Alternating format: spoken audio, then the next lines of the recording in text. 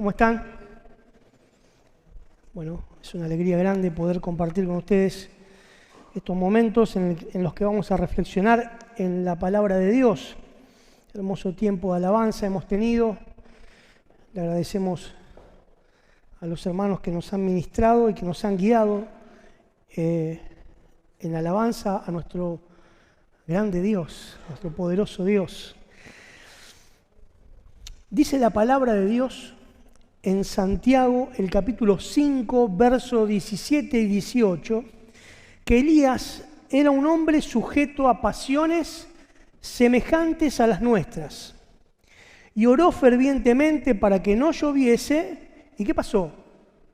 No llovió sobre la tierra por 3 años y 6 meses. Y otra vez oró, y el cielo dio lluvia, y la tierra produjo su fruto. Vamos a poner el reloj para no pasarnos.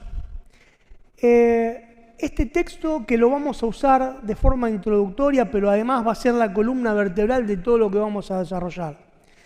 Vamos a hablar acerca de Elías, pero en realidad vamos a poner en consideración cada una de nuestras vidas. Elías no era simplemente un profeta del Antiguo Testamento. Si uno es lector habitual de la palabra, se va a dar cuenta que Elías era el profeta del Antiguo Testamento. Es decir, que no encontramos en otros profetas, si bien todos mensajes poderosos de parte de Dios, vemos en el ministerio de Elías cómo Dios se manifestó a través de él con gran poder, a través de milagros, de señales, de prodigios, y además con un mensaje contundente en medio de una generación oscura. En medio de tiempos de tinieblas, Elías desarrolló su ministerio. ¿Y qué nos va a decir Santiago acerca de Elías? Nos va a declarar algo hermoso. Nos va a decir que este gran profeta, era un hombre sujeto, atado a pasiones exactamente iguales a las nuestras. Elías era un hombre común y corriente. Ahora, el hecho de que este texto de Santiago nos diga que Elías estaba sujeto a pasiones como las nuestras, el énfasis no está puesto en que Elías era un pecador como nosotros. Si bien, por supuesto, era pecador, ¿no?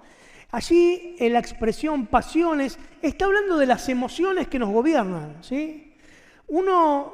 Cada uno de nosotros tenemos emociones que son las cuales nos afloran del alma, ¿no? Las emociones son como el reflejo de un estímulo externo. Suponete, algo pasa, puede ser bueno, puede ser malo, y lo que produce inmediatamente es una reacción. Eso lo vamos a ver un poquito más adelante. Luego de esa reacción emocional viene el estado de ánimo, es decir, es algo que ya no es tan automático, que no es tan instantáneo, sino que es algo que se extiende en el tiempo, que es nuestro estado de ánimo, ¿sí?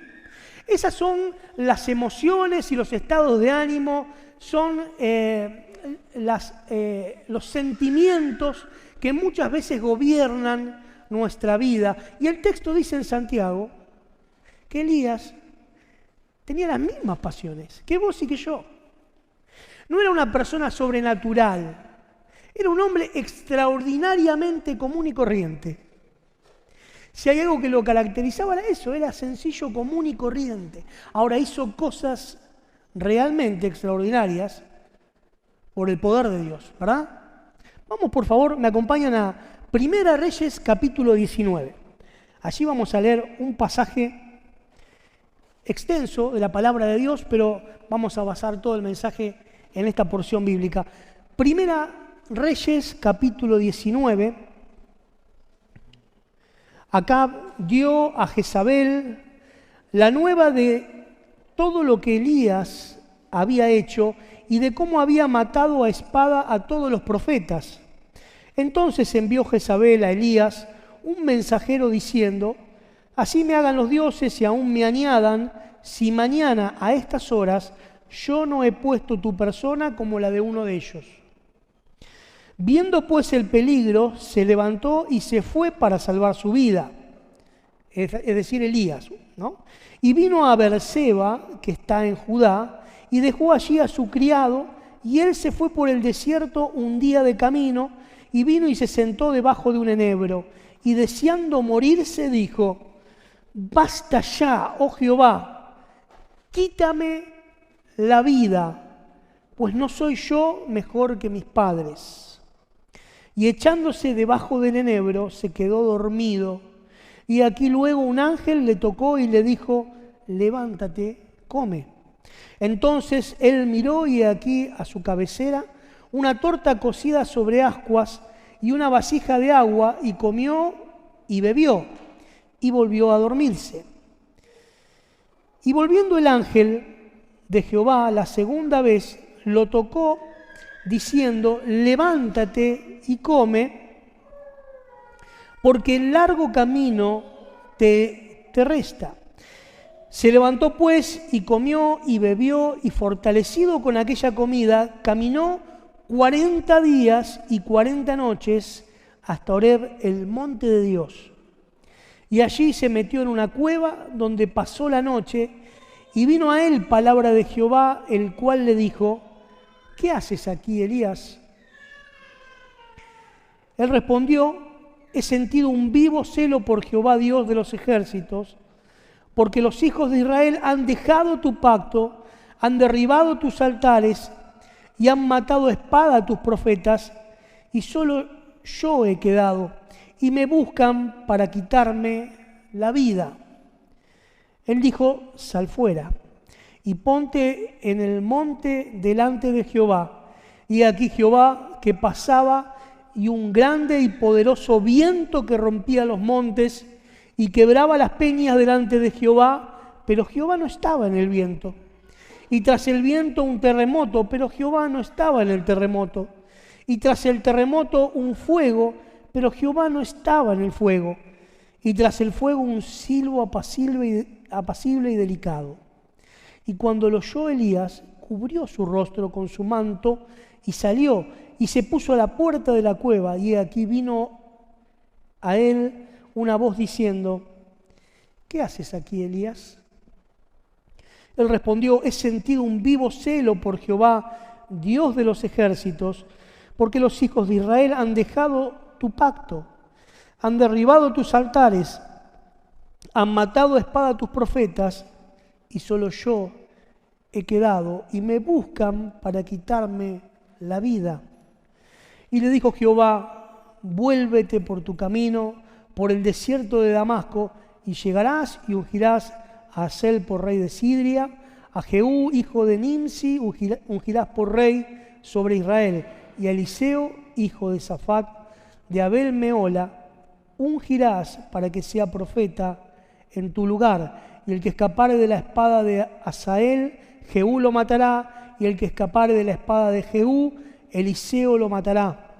Y yo haré que queden en Israel 7,000 cuyas rodillas no se doblaron ante Baal y cuyas bocas no lo besaron. Oramos otra vez.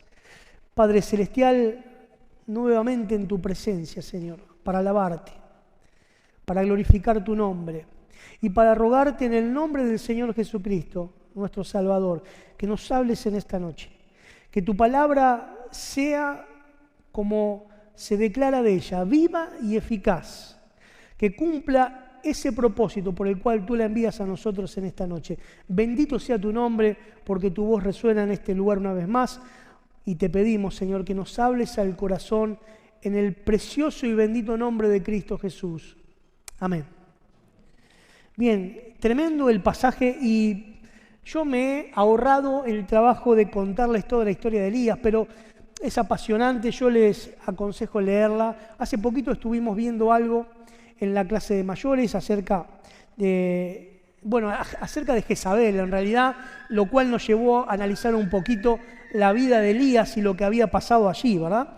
Entre paréntesis, están todos invitados a la clase de mayores de la escuela dominical, los días domingos por la mañana, desde las 10:30, 11 menos cuarto, ya comenzamos la clase hasta las 12 del mediodía. Es un espacio que Dios nos ha dado para estudiar la palabra, para compartir también lo que Dios nos dice y para edificarnos los unos a los otros. Así que, hermanos, todos están invitados, no hay edad límite, ¿sí? Y yo creo que es una buena oportunidad que tenemos para profundizar las Sagradas Escrituras.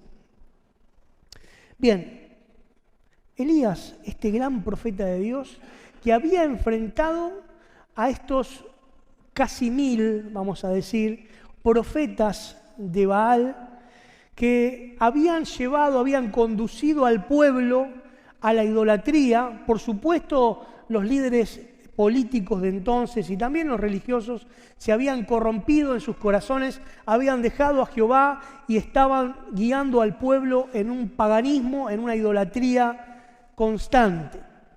Al parecer de Elías, por lo que habíamos leído, él decía, solo yo he quedado.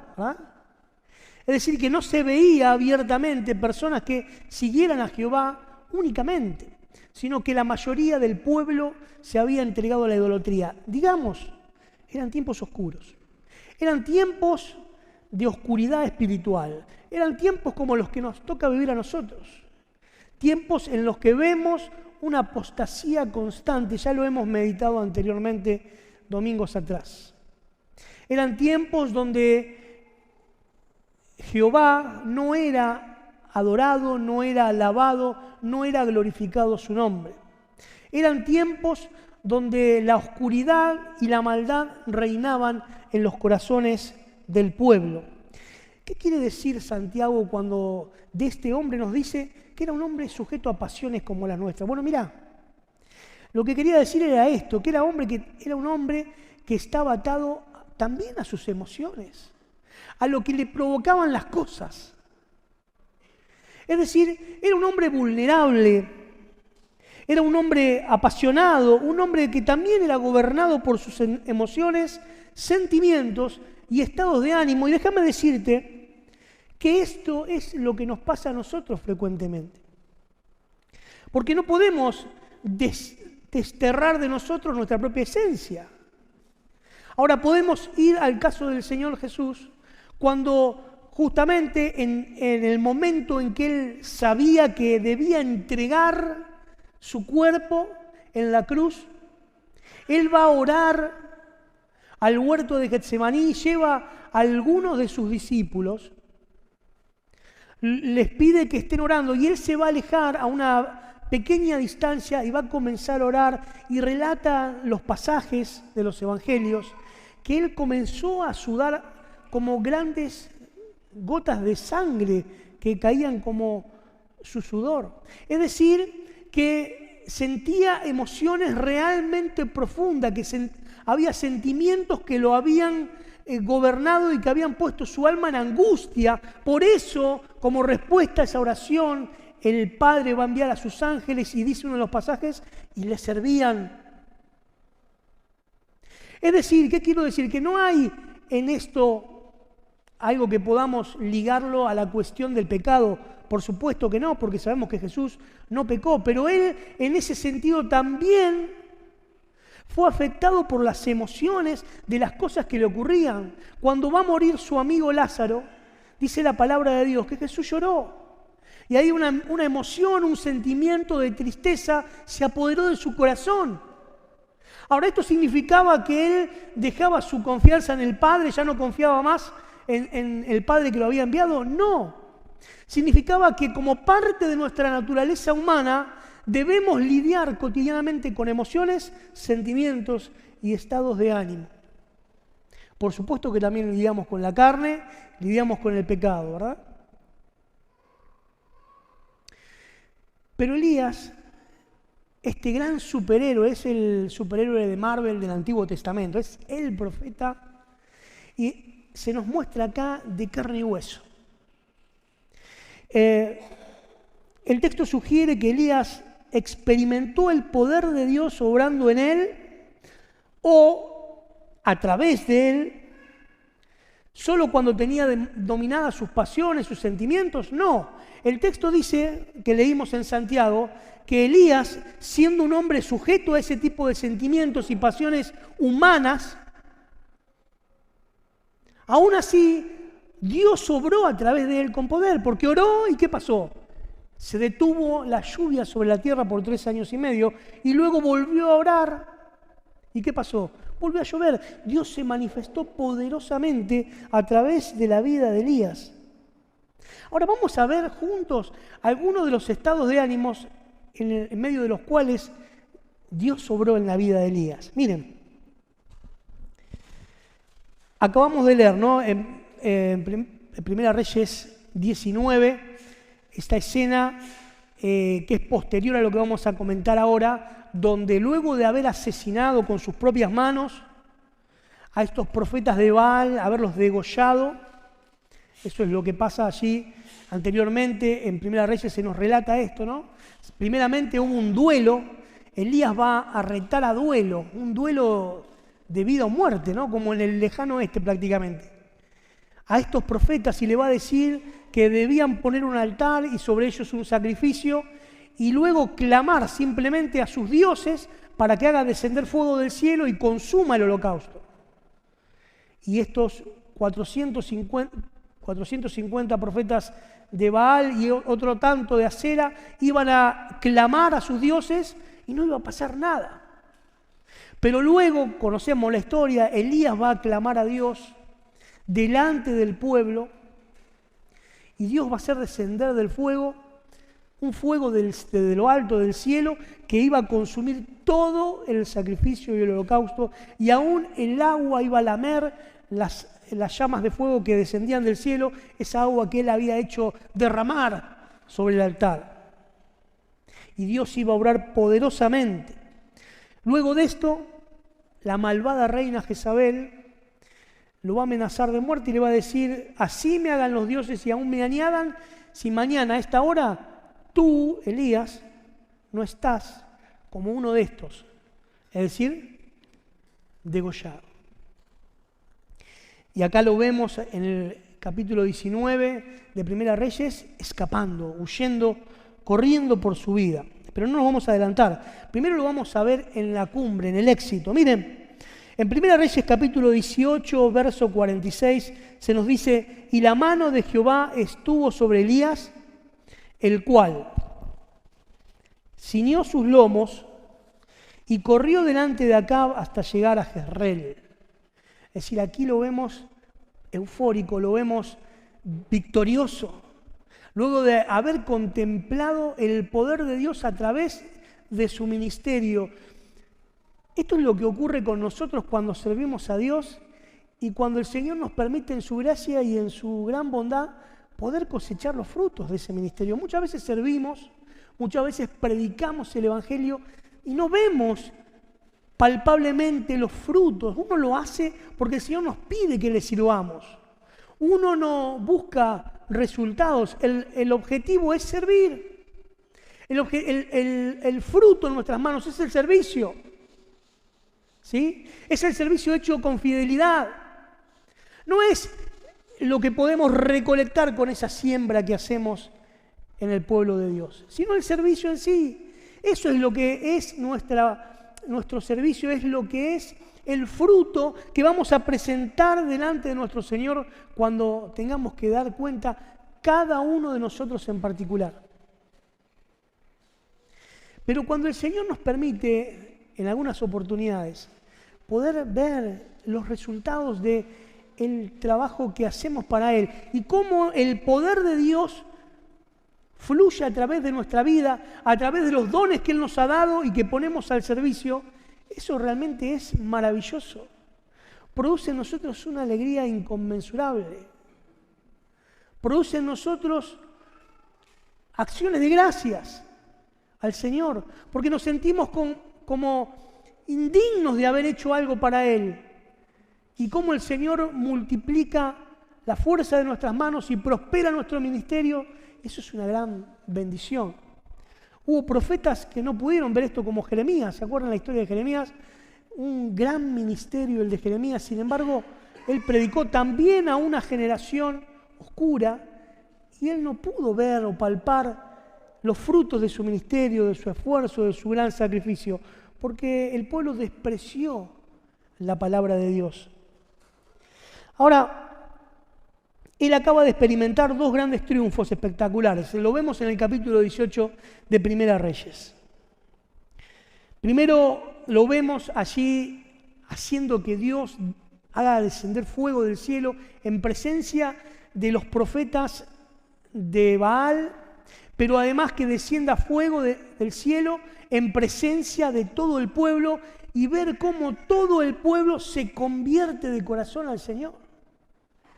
Esto para él habrá sido algo que lo llenó de alegría, de euforia, de ver la poderosa mano de Dios obrando a través de él. Pero también esto no termina acá, porque él va a erradicar para siempre el culto a los dioses ajenos, porque él va a degollar a todos estos que guiaban al pueblo, los va a matar,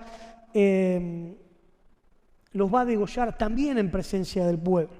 Entonces él venía de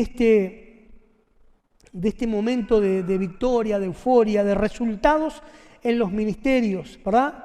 Entonces él había orado para que la lluvia se detenga y luego va a orar para que la lluvia regrese, y cuando su criado, luego de ir 7 veces, le avisa de que se venía una gran tormenta, él corre velozmente, ¿no? Tomado por la mano de Dios, porque evidentemente se nos da a entender que fue algo sobrenatural. Él puede correr por delante de los carros y del caballo del rey hasta llegar primero, ¿no? Y acá lo vemos prácticamente flotando en el aire, ¿no? Flotando en el aire cuando es usado por la poderosa mano de Dios. Ahora, ¿cuál era su superpoder espiritual, ¿no?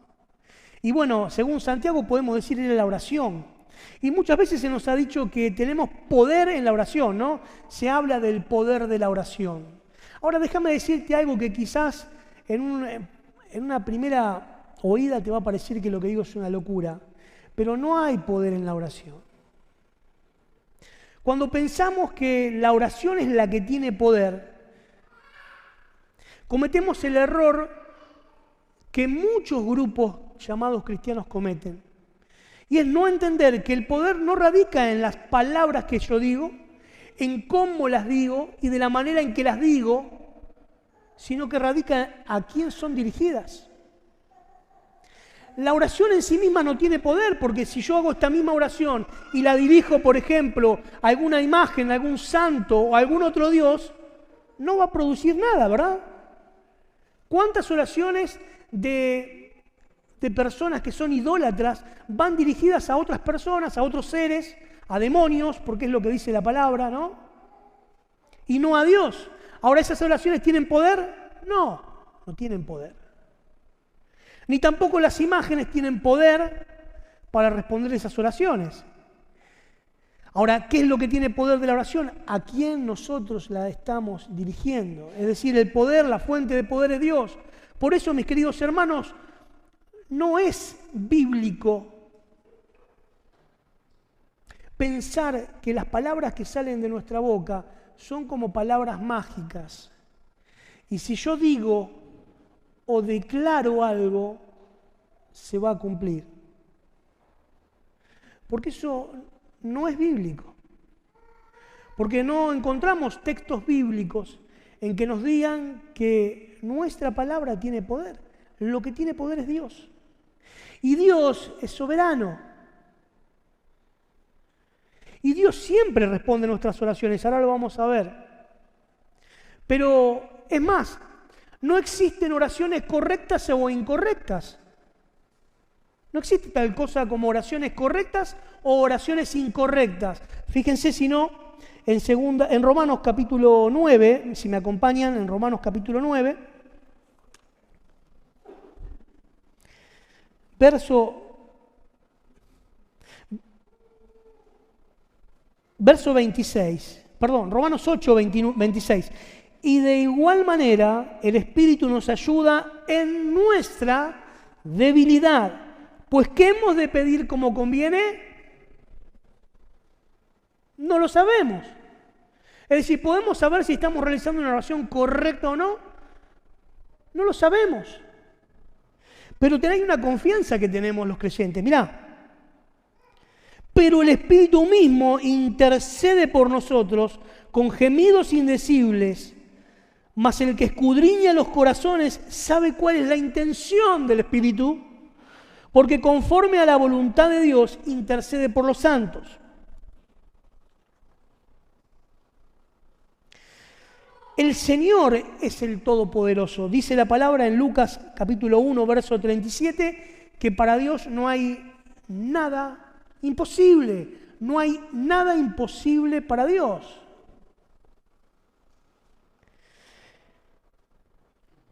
En Lucas 18:1, el mismo Señor Jesucristo nos dice acerca de la oración que nos es necesario hacerla, la necesidad que tenemos de orar siempre y no desmayar. Es decir, que si bien no sabemos si estamos pidiendo correcta o incorrectamente, aunque el Espíritu Santo que mora en nosotros debe perfeccionar las oraciones para que lleguen al Padre,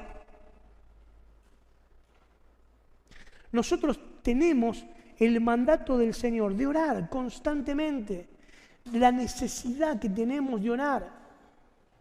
Muchas veces oramos solamente cuando estamos bien espiritualmente. Porque creemos, o a veces pasa que hay hermanos que recién llegan al Señor y dicen, yo no me animo a orar. Porque tienen miedo de equivocarse, de confundirse. Queridos hermanos, todos nos equivocamos al orar. Porque no sabemos cómo es pedir correctamente según la voluntad de Dios. Para eso debiéramos tener la mente de Dios. Y si bien el Espíritu Santo mora en nosotros, es aquel que constantemente, cuando pedimos al Señor, debe corregir, debe perfeccionar las oraciones. Y Dios, que conoce la intención del Espíritu, es el Todopoderoso que responde las oraciones según su voluntad, no según lo que hayas afirmado. ¿Saben? Esas doctrinas que pululan de declarar, doctrinas que no son bíblicas, no están apoyadas en la palabra de Dios. Esas doctrinas ponen el poder en la oración y en la persona que realiza la oración, y no en Dios. Y transforman la esperanza y la fe del creyente en un mero optimismo. ¿Sabés que ser optimista no es la voluntad de Dios? Y no tiene nada que ver con la fe. Nosotros tenemos una esperanza en Dios. Una esperanza en que Él sabe la petición de nuestros labios y de nuestro corazón antes que estén en nuestros propios labios. Él nos va a dar lo que necesitamos. Él nos pide que oremos, nos muestra la necesidad de orar continuamente y no desmayar. Hacerlo con acciones de gracia, dice Filipenses. Orando en todo tiempo, en todo lugar. Ahora, debemos orar con fe, dice Santiago, ¿no? También en el capítulo 1, verso 5. También debemos orar dentro de la voluntad de Dios, ¿no? Por supuesto. Para la gloria de Dios, dice Juan 14, versos 13 y 14. Y con un corazón recto delante de Dios, según Santiago 5, 16. Otra idea equivocada que tenemos es que, en cuanto a este superpoder, es que dependiendo de la cantidad de fe que tengamos, va a determinar si Dios contesta o no la oración. Y esto es lo que decíamos anteriormente. Esto provoca en nosotros ese mal pensamiento positivo que anula la fe. Porque orar con fe significa no orar que se va a cumplir lo que pido. No dice eso la palabra. Es confiar en quien le estoy depositando mi oración y mi petición. En confiar en que Dios tiene en su potestad hacer todo lo que Él quiera. Que nada es imposible para Dios. Por eso mi fe está puesta en Dios. Nunca en mí mismo. No es un autoconvencimiento y cuando más convencido estoy, entonces se va a cumplir lo que yo pido. Eso no es lo que dice la palabra. Eso es ponernos a nosotros como dioses. Y no entender de que el poder y la fe debe ser puesta en Dios. El poder pertenece a Dios. El poder para hacer grandes milagros en nuestra vida. Prueba de ello vamos a ver cómo Dios responde también oraciones incorrectas. Miren. Pero antes de ir a eso,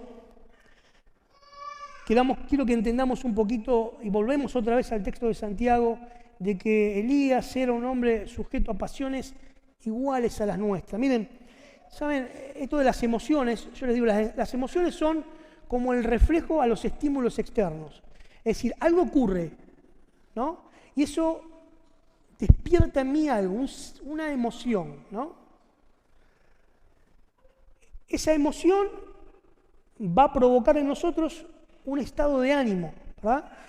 Si es algo malo, uno puede decir entonces, pasó tal cosa y me dio una bronca, ¿no? Eso que me da, esa es la emoción, es la respuesta de reflejo, ¿no?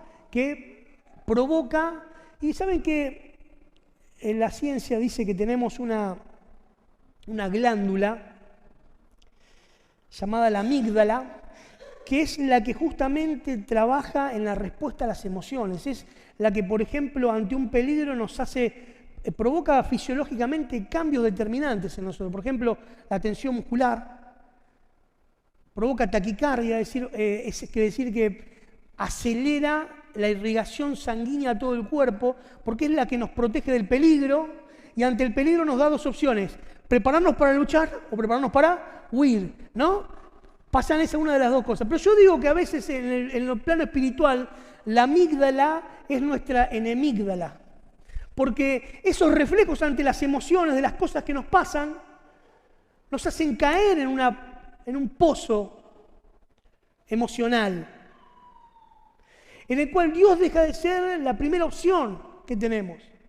No nos deja pensar con claridad.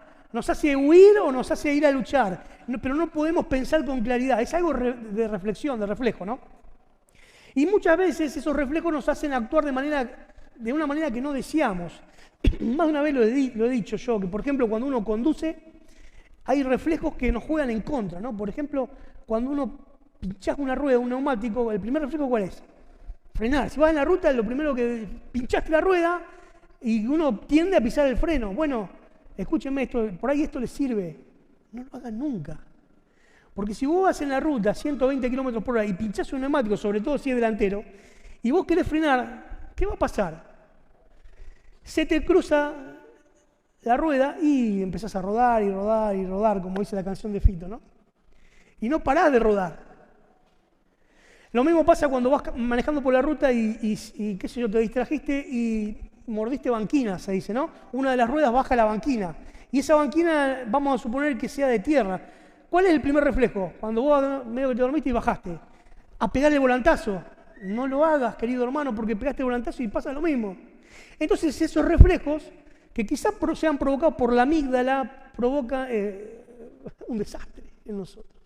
Y muchos de esos reflejos que manejan nuestras emociones nos hacen cometer pecados en contra de Dios. ¿A qué me refiero? A que a veces las emociones que son normales, como en la vida de Elías, en la vida nuestra, nos hacen tomar decisiones equivocadas.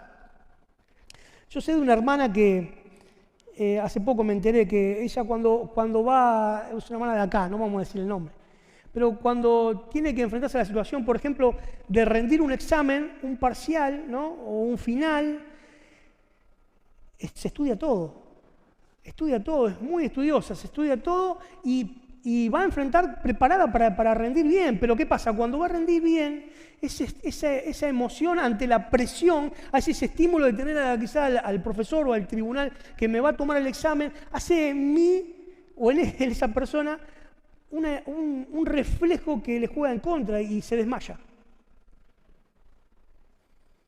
Y se desmaya. Y quizás a vos te parezca risueño, pero es tremendo. Ahora, ¿qué digo esto? Esto es un ejemplo extremo de lo que nos pasa a todos. Porque todos tenemos esos reflejos ante los estímulos externos. Y en mayor o menor medida, las emociones nos hacen tomar malas decisiones. Ahora, ¿cómo? Elías era un hombre que tenía pasiones como esta. Sin embargo, dice que aún, a pesar de tener este tipo de emociones, Dios obró poderosamente en su vida. Pero fíjate, vamos a ver algo acerca del derrumbe. Vamos a ver, estaba todo bien, él oró y paró de llover, volvió a orar y volvió a llover. Estaba bien. Perdón. Pero miren lo que pasa más adelante. Primera de Reyes 19. Lo leímos recién, versos 2 y 3. Entonces, envió Jezabel a Elías un mensajero diciendo, así me hagan los dioses y aún mañana, si mañana a esta hora, yo no he puesto tu persona como uno de ellos. Es decir, una amenaza de muerte. Una amenaza de muerte. Y Elías, desesperado, va a salir. Es decir, fíjate la escena, él se había enfrentado a 900 tipos, él solo. Había enfrentado al rey Acab. Luego a los 900 profetas. Luego los había degollado él con su propia mano, ya con el apoyo del pueblo, por supuesto, ¿no? Él no había tenido miedo de hacer eso. A mí me hubiera dado más miedo eso, ¿no? Él no. Él se sentía que flotaba, ¿no? Pero después va a ser amenazado de muerte por la reina y él va a querer huir. Va a entrar en pánico. Ahí la enemígdala de Elías le jugó en contra. Se puso duro, se puso tenso. Se le nubló la vista. No pudo pensar y salió corriendo. Se llevó al criado, huyó. Después en un momento dejó al criado. ¿Por qué lo dejó el criado? Para irse más rápido todavía. Y él huyó para el desierto y a un día de camino él vio un enebro y allí se tiró y va a hacer una oración desgarradora. En el verso 4 de 1 Reyes 19, él va a orar, miren, él va a orar, como lo había hecho antes y paró de llover. Basta ya, oh Jehová, quítame la vida.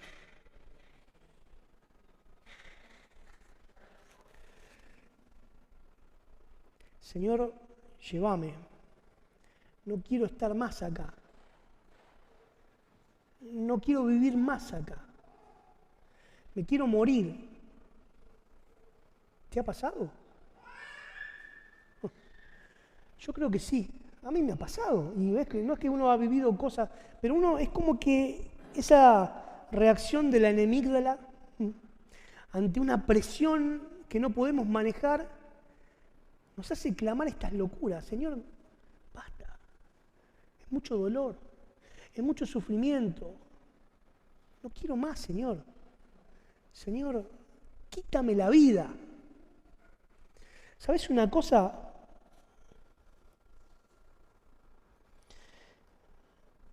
Elías no fue el único que oró así. El profeta Jeremías también oró así. ¿Se acuerdan? Cuando él una vez le dijo al Señor, maldigo el día en que nací. Imagínate cómo algo externo, algo que había pasado externamente, lo afectó de tal manera a emitir esa oración totalmente equivocada delante de la presencia de Dios. ¿Esa oración tuvo respuesta?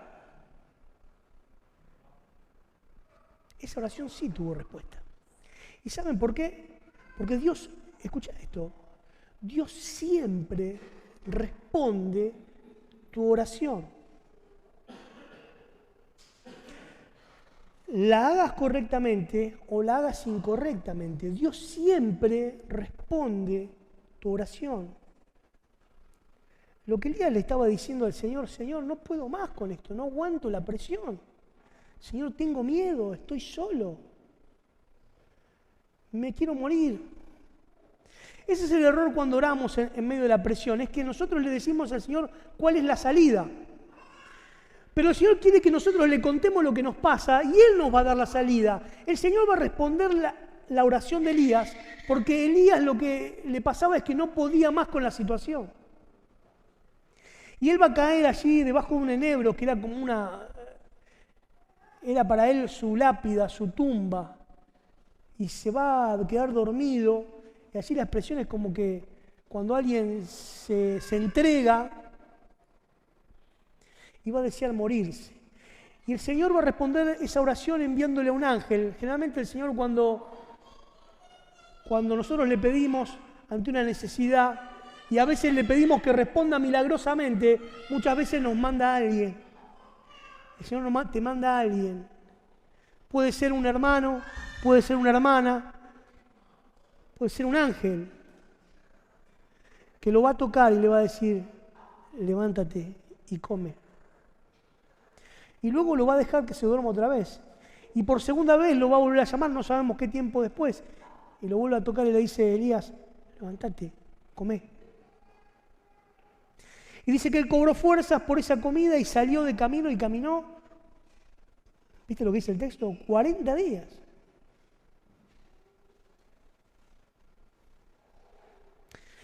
Ahora, Elías había pedido mal. Sin embargo, Dios va a responder. Dios va a responder, pero va a responder de acuerdo a su voluntad. Por eso Romanos 9 dice, ¿cómo hemos de pedir como conviene? No lo sabemos. Pero el Espíritu intercede por nosotros. El Espíritu es el que traduce la oración, pero no es a un idioma ininteligible. Traduce a Dios el deseo y la intención de nuestro corazón y lo que realmente necesitamos, aunque lo pidamos mal.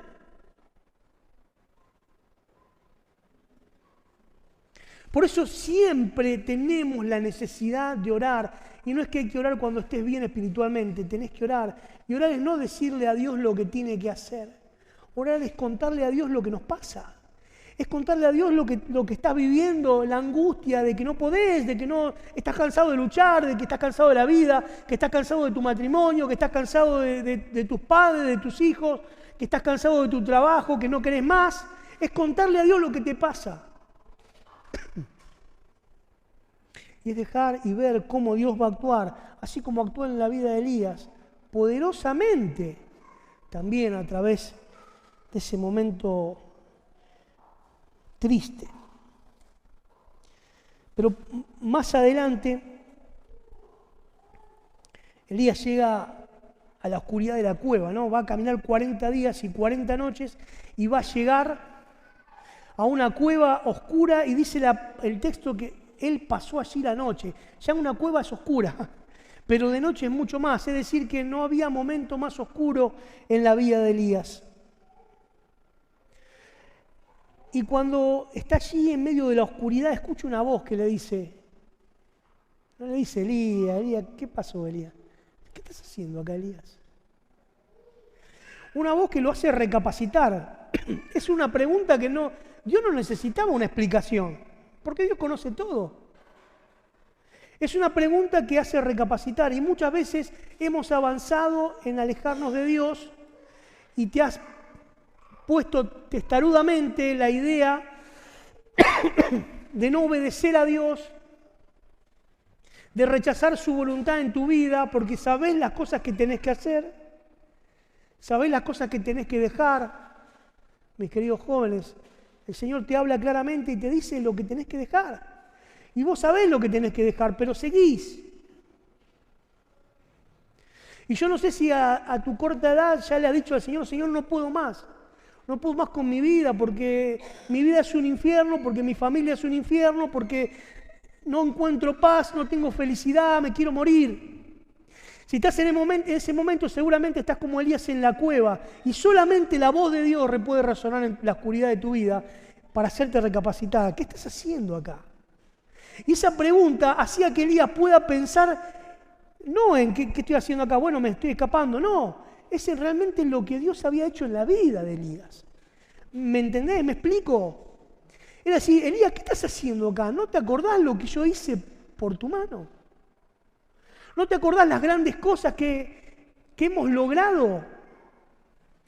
Las cosas que has hecho cuando has entregado tu vida completamente en mis manos y yo te he podido usar con poder. ¿Qué estás haciendo acá, Elías? Y él le va a explicar, se va a excusar. He sentido un vivo celo por Jehová de los ejércitos. Y le va a decir a Dios que él se sentía solo. y el Señor le va a decir, sal fuera. Lo primero que el Señor hace es sacarnos de la oscuridad, ¿verdad? Su presencia misma nos saca de la oscuridad. Cuando escuchás la voz de Dios en la oscuridad de ese gran problema que estás atravesando, si lográs escuchar la voz de Dios, entonces algo maravilloso va a ocurrir, porque vamos a salir fuera. ¿Y sabés lo que Dios le va a mostrar a Elías? Su persona.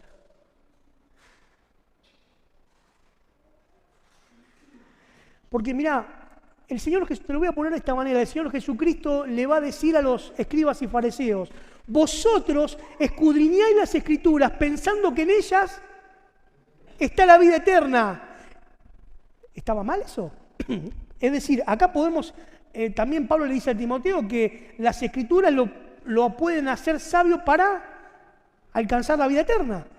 Pero el Señor le va a decir, vosotros escudriñan las Escrituras pensando que en ellas vas a encontrar la vida eterna. Y no es así, porque las Escrituras hablan de mí. Porque lo que necesitamos para poder cambiar la realidad de nuestra vida es la presencia de Dios. Es ser consciente de que Dios camina con nosotros. Es saber de que no estamos solos. Y va a salir Elías y va a haber un gran espectáculo. ¿Qué habrá sido, no? Ese gran y poderoso viento que rompía las rocas. Y dice la palabra de Dios no estaba allí. Y luego un gran terremoto y grandes prodigios y Dios no estaba allí. Y luego un silbo apacible.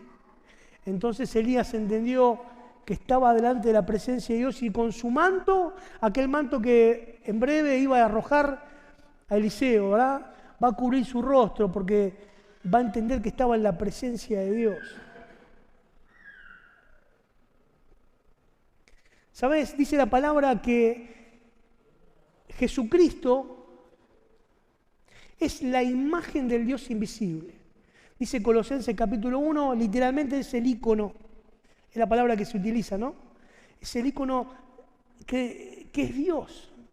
Es decir, es aquello que encierra la esencia y la persona y la personalidad y la palabra y los designios del Dios Todopoderoso. Es Cristo y está en nosotros.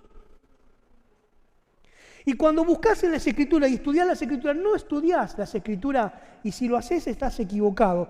No estudiamos las Escrituras para ser más inteligente a la hora de tomar decisiones. Si haces eso, es como los fariseos, que escudriñaron a ver si encontraban la vida eterna.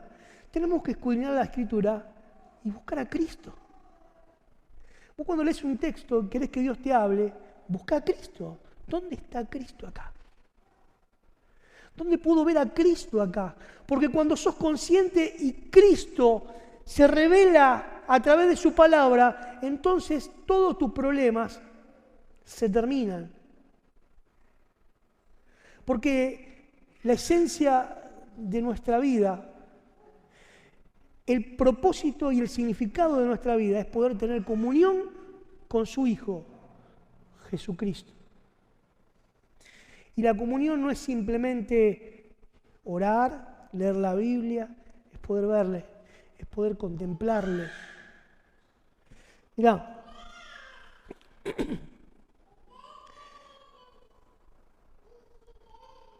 en Juan 17:3 dice, y esta es la vida eterna, que te conozcan a ti y a Jesús, a quien tú has enviado. Esa es la vida eterna, conocer a Cristo. Y mira, yo no sé si vos tenés los requisitos para que Dios obre en tu vida con poder. Yo sí los tengo. ¿Sabes cuál es el único requisito para que Dios pueda obrar en tu vida con poder? Es es el de Santiago 5:17, es ser extraordinariamente común y corriente. Estar inundado de pasiones traicioneras, de sentimientos que nos hunden, muchas veces en depresión, en tristeza.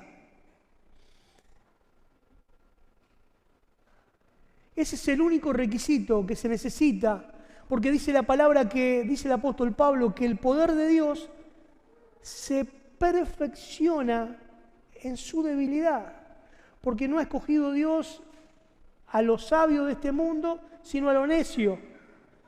A lo que no es para avergonzar a lo que es. Es porque en el momento en que creas que vos podés manejar la situación sin la presencia de Dios en tu vida, entonces estás perdido. ¿Era acaso el superpoder de Elías la oración? Una oración con una gran fe, con las palabras exactas, dirigía unas oraciones espectaculares, utilizaba un hebreo a la perfección, impresionaban a Dios con sus palabras. No, ¿cuál era el superpoder de Elías? La presencia de Dios en su vida. Ese era el superpoder. Y Elías, como vos y yo, estuvo inundado de pasiones que le jugaron en contra, de emociones que lo tumbaron, de estados de ánimo que lo llevaron a la depresión, a la tristeza, a sentirse solo, a sentirse olvidado, a sentirse despreciado. ¿Te pasa? Porque a mí me pasa. Pero cuando recuerdo que Dios está conmigo, cuando salgo de la cueva, de la oscuridad, para contemplar la hermosura de Jesús, que es mi Señor y que está en mi vida, entonces todo cobra sentido. Y Dios puede obrar poderosamente a través mío, no porque tengo grandes superpoderes, sino porque su poder se perfecciona en mi debilidad. Hoy Miguel nos compartía en la cena, ¿acaso Dios es bueno a pesar de que pasen cosas malas? Claro que sí. Claro que sí. El éxito de una vida cristiana no es, queridos hermanos, que todo te vaya bien. Si todo te va bien, ese es el fracaso de la vida espiritual. Porque la palabra de Dios dice, el mismo Señor Jesús le dijo a sus seguidores, en el mundo tendréis aflicciones. Es decir, que si tu vida escapa de esta general de la regla, entonces porque no cumplís los requisitos fundamentales, porque aún no sos su hijo. Porque si sos hijo, en este mundo tendréis aflicción. También el apóstol Pablo dice, si alguno quiere vivir piadosamente, ¿qué le va a pasar? Va a padecer persecución. Es decir, el sufrimiento es el crisol, es el medio por el cual Dios se perfecciona, Dios sale, emerge en nuestras vidas para que podamos contemplarle y para que nuestra vida sea poderosa. Como la vida de Elías. A veces pensás, no, a mí sabe lo que me falta para ser Elías. Te debe faltar una gran depresión. ¿Sabes lo que me falta a mí para igualar la vida de este hombre, Elías? Quizás te falta una gran tristeza, una gran incertidumbre, te faltan muchas dudas, porque eso es todo lo que se necesita. Ser extraordinariamente común y corriente, porque en vos y en mí Dios puede ser una obra maravillosa. Si le podemos ver, si escudriñamos las Escrituras para buscar a Cristo, si podemos verle en medio de la necesidad, en medio del sufrimiento, en medio de la soledad, hermanos y hermanas. Esto para mí fue de gran aliento, el ver que en la palabra de Dios, como siempre nos dice Gustavo, no hay superhéroes, ¿no? Bueno, en realidad sí hay superhéroes, pero no son de otro planeta. Son seres humanos y tan humanos, con tantas pasiones, con tantas reacciones equivocadas como las que tengo yo. Gloria a Dios, porque su poder se perfecciona en la debilidad. Que el Señor nos bendiga. Oramos para terminar.